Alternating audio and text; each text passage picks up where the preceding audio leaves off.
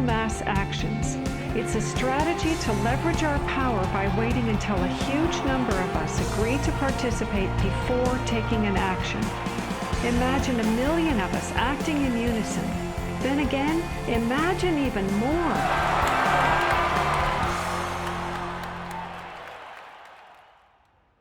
I've been inspired by how many grounded solutions and real-life problem solvers there actually are. Akila Sherrills is one person whose work especially touched me. He helped broker a gang truce between the Crips and Bloods. One of the things that we discovered in the process of waging peace in the neighborhood was that conflict is healthy. You know, it's unresolved conflict that actually leads to violence. When we first launched the peace treaty, we had a lot of success in our first year. Gang homicides dropped 44% in the neighborhood based upon our actions. Akila describes what happened when two rival gang leaders finally met after the truce. The brother came up to him and told him, man, look, I know you got some hard feelings for me. You know, maybe I got some hard feelings for you. He said, but because of this truce, man, he said, I'm willing to put all of that to the side. And he stuck out his hand. He hugged him and he said he closed his eyes because he was preparing for a sharp, a knife to enter his back. He was waiting for for a bullet, to be shot into his stomach. But he said after a few moments, he held that embrace. He realized that, that it was genuine. I believe that having a clear picture of our potential is as important as uncovering what stands in its way. So I want to take you to a possible world of the future. It's a world the elite would have you believe is an impossible pipe dream, but I'm convinced it's a world that is utterly within our grasp. We can create a world where people can thrive, where we can feel safe and secure. The air, water, and food are clean. A world where communities are capable of producing their own energy and food, and trade is open and fair. Rather than focusing on punishment, instead justice restores lives and losses. Insurance pays doctors to keep people healthy. Education is voluntary, serving the needs of individuals instead of corporations. We get honest feedback from independent media. There are no subsidies and no bailouts. Imagine that with an honest money system, little or no taxes, and low electric and fuel bills, you would have the money to pay off your home and car and be free to save and invest. You would enjoy more wealth, freedom, and security, all while working the same or probably less. Let's say I started a mutual fund for my neighborhood, and all the neighbors had stock, okay? And so they healed the environment and their stock went up in value. So instead of getting drained financially, they're making money. They're making money from things that make their kids safer and prevent the planet from dying. So you kind of have your cake and eat it too. Instead of working all week to make money and then coming home and trying to save the planet on the weekends, you can spend Monday through Friday making money saving the planet and then, go to the beach. This vision of a thriving world is based on what could be called the liberty perspective. There is a simple principle that underlies this approach: non-violation. Nobody gets to violate you or your property, and you don't get to violate anyone else, except in genuine self-defense. This is the one rule I've found that every single person agrees with, at least for themselves. I believe that non-violation is the true north of humanity's moral compass and our core navigating insight. This insight can guide us and protect each and every individual as we set up voluntary, self-sustaining systems. It is a way of living that I can stand for wholeheartedly and without reservation.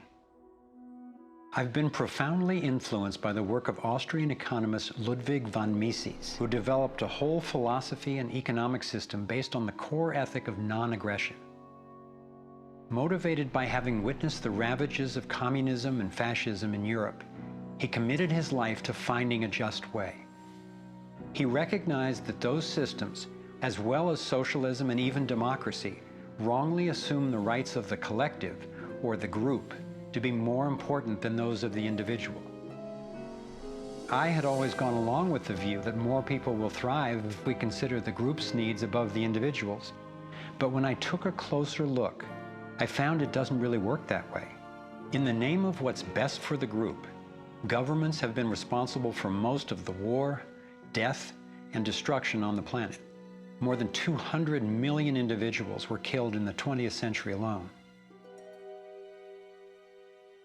So how would applying the principle of non-violation change this dynamic? It would take us from incremental change of a fundamentally flawed system to a complete transformation where not just some, or even the majority, but everyone could truly have the opportunity to thrive. In order to implement the principle of non-violation, it makes sense to me to honestly re-examine our past, because it doesn't work to try to build a healthy living system on top of an unhealthy one.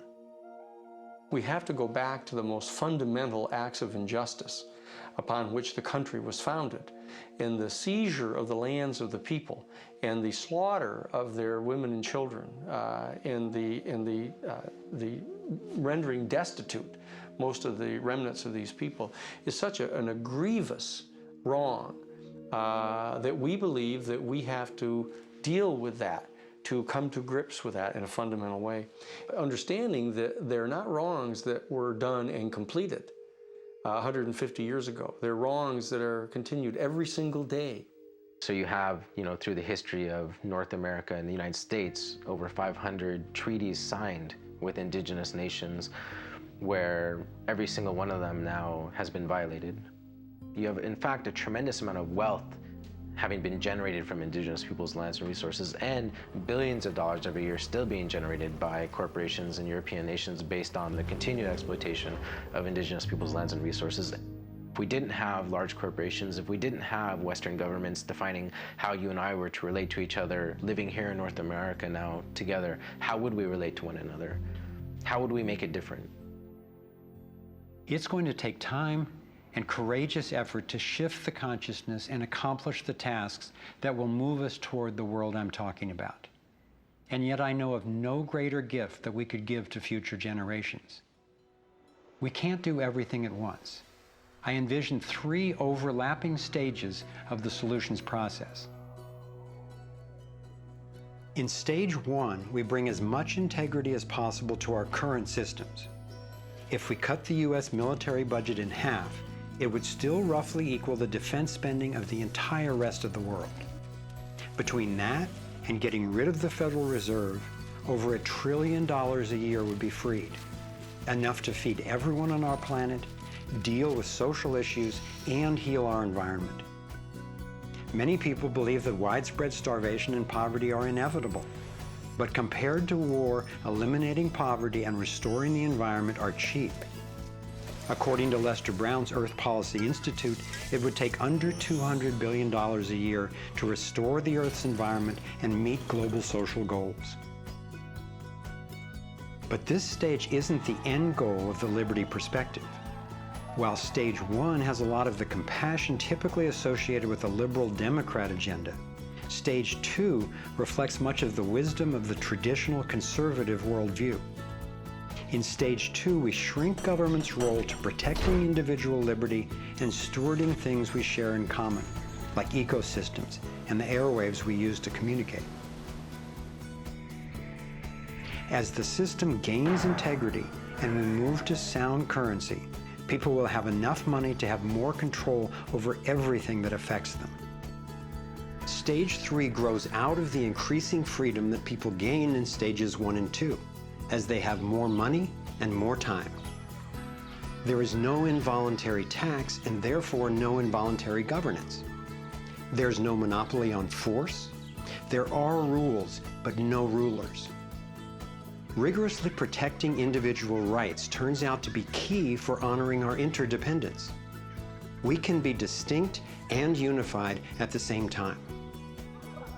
As utopian as this can sound at first, I've been thrilled to see how much practical thinking has been done to deal with tough issues like healthcare, crime, and education. These three stages validate the best of both the liberal and conservative perspectives that have divided us for so long, and then reconcile them at a new level, around non-violation, a core ethic we all share. Stage 3 honors human incentive and finally includes the rights of not just many, not just most, but everyone. The torus provides a template for a society based on integrity and wholeness. It conserves what's working. It has built-in feedback so it can self-correct and innovate to maintain balance. We can apply these and other features of the torus dynamic to our human social systems. I truly believe that aligning consciously with the fundamental life energy pattern at every level, physical, emotional, mental, interpersonal, and environmental, is ultimately the art, the science, and the celebration of love. And that's what we're here to learn. The fundamental insight of our interconnectedness changed the way I approach everything. In my own life, I found a practical expression of this philosophy in the modern, nonviolent martial art of Aikido. It offers powerful guidance on how to respond effectively and non-aggressively to the global domination agenda. Morihei Ueshiba, its founder, taught that to practice Aikido, one must mimic the movements of atoms and galaxies. Just as free energy technology blends with the toroidal pattern to access unlimited power, Aikido, the way of harmony, blends with the energy of an attacker, redirecting it to peaceful resolution.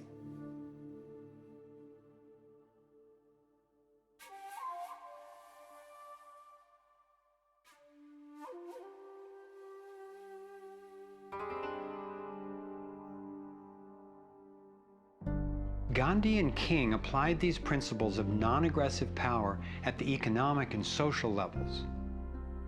If we respond with violence to the domination agenda, other than in self-defense, it would only continue the old us versus them paradigm and provide an excuse for even more police state measures.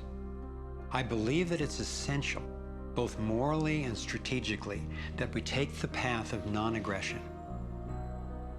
There is another aspect of the torus that has profound implications for how we can respond to the challenges before us.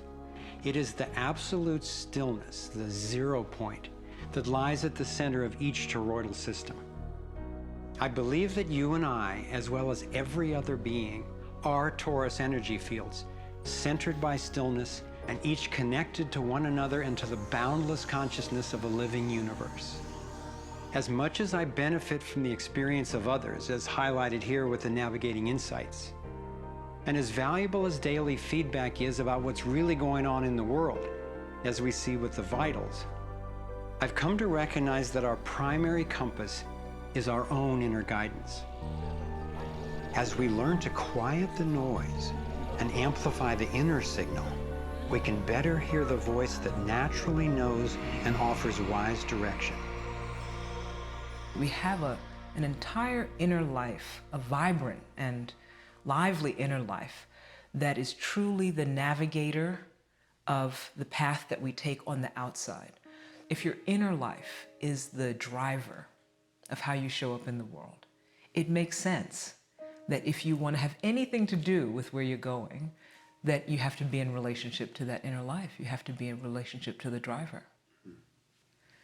As we develop increased relationship to who's in the driver's seat, what happens is there is a synergy. It's a symbiotic relationship that our inner lives are actually able to be more in tandem with where we're choosing to go, and we're able to get there.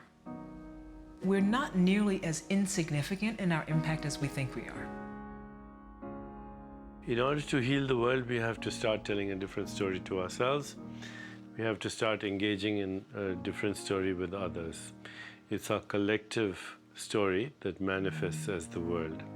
Humanity is now in a very interesting evolutionary phase in which we move from hostile, aggressive competition, which is the nature of young species, into a more mature mode of cooperation, collaboration. There's no question in this country that money, that capital is being increasingly concentrated in the hands of a few. And those who are so powerful are concentrating it further. But there is a force that's more powerful, and that's the power of the people. When we look at the crises now, it is so easy to fall out of love with life. It is so easy to get pessimistic and desperate. But from my perspective, the crisis has matured to the point of being on the threshold of mass awakening, and that feeling inside me gives me the vitality to know that no matter how small what I'm doing looks to me in the face of these huge problems, that the impulse of evolution is not small. And when it's in everybody who's waking up, it's huge.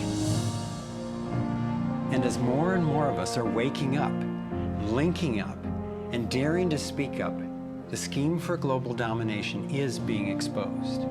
And we're discovering solutions that can create the world we yearn for and deserve. Again and again throughout history, when people have recognized tyranny rearing its cruel head, they've come together and stood up for liberty.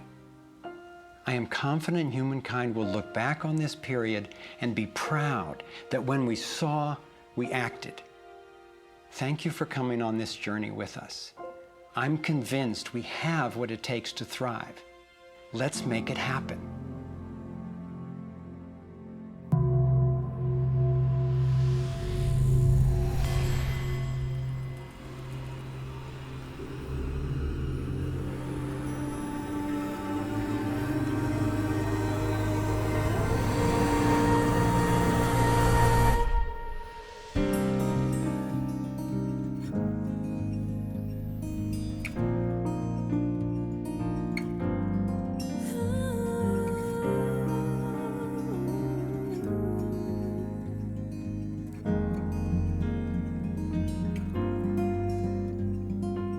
Cycles repeating, the earth is speaking, saying time has come. Wake up from this nightmare of life. So many shattered lives reaching out, crying out for freedom, crying out for love. Carried by the current, till we stand side by side on the brink of a brand new dawn. We come together while the waters rise. There's a stirring deep inside, deep inside. We come together to stand up for our lives. What on earth does it take to thrive? While we've been sleeping, hearts were beating so much closer than we ever knew. Beneath the noise, there is an inner voice whispering, clear and true. The veils are finally lifting, our ways becoming clear. There's a dream without a limit, and a vision so strong, every person knows they belong. Come together while the waters rise. There's a stirring deep inside, deep inside. We come together to stand up for our lives. What on earth does it take to thrive? Come together while the waters rise.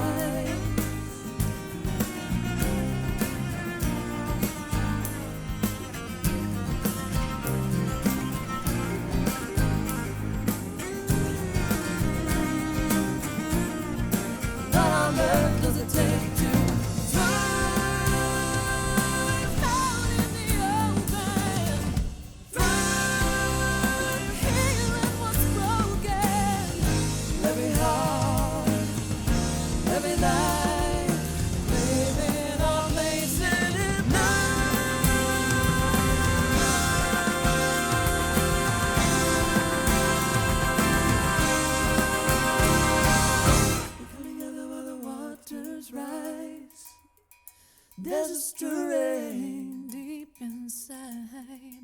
deep inside, come together to stand up for our lives.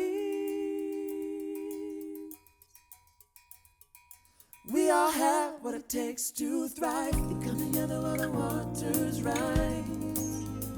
There's a stirring deep inside. Deep inside. We come together to stand up for our lives. We all have what it takes to thrive. We come together while the waters rise. There's a stirring deep inside. Deep inside. We come together to stand up for our lives. We all have what it takes to thrive. We come together while the waters rise. There's a stirring deep inside. Deep inside. We come together to stand up for our lives. We all have what it takes to thrive. We all have what it takes to thrive. We all have what it takes to thrive.